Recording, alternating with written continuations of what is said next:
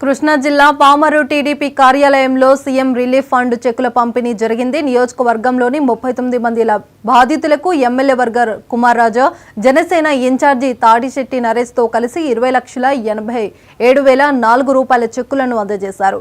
NDA ప్రభుత్వం వచ్చిన 160 రోజులలో విజయవంతమైన అందించామని, ఆసుపత్రులలో చికిత్సలు చేయించుకున్న రోగులకు సీఎం సహాయ నిధి ఉండి నగదు అందించడం సంతృప్తినిస్తుందని ఎమ్మెల్యే చెప్పారు. గత ప్రభుత్వం సీఎంఆర్ఎఫ్ నిధులు అందించడంలో పూర్తిగా విఫలమైందని ఎద్దేవా చేశారు. ఈ కార్యక్రమంలో వివిధ గ్రామాల నుంచి వచ్చిన లబ్ధిదారులు, ఎన్డీఏ ప్రజలు, శ్రేణులు పాల్గొన్నారు.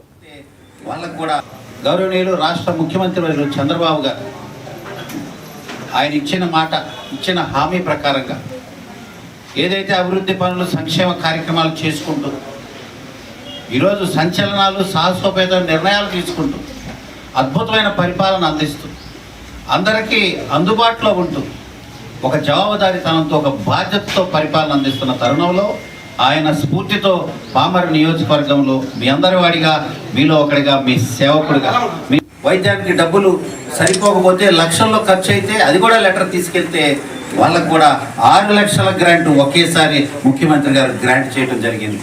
ఈ సీఎం రిలీఫ్ ఫండ్లో భాగంగా ఎల్ఓసీలు కూడా చేస్తున్నాం. ఈ రకంగా కట్టుబడి ఉన్నాం, పేదవాడికి అండగా ఉన్నాం, సుపరిపాలన అందిస్తున్నాం.